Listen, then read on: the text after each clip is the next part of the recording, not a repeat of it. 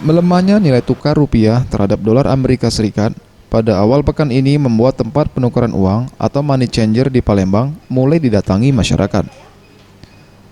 Beberapa warga kota Palembang mulai mengunjungi money changer lantaran kenaikan dolar yang hampir menyentuh Rp15.000.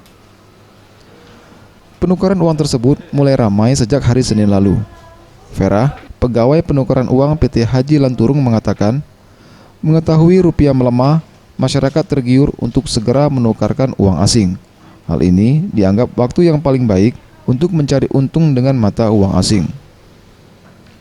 Menurut data yang dihimpun, kebanyakan masyarakat yang menukarkan uang asing dolar Singapura dengan harga jual per dolar Amerika seharga Rp15.120 dan 1 dolar Singapura sebesar Rp10.000.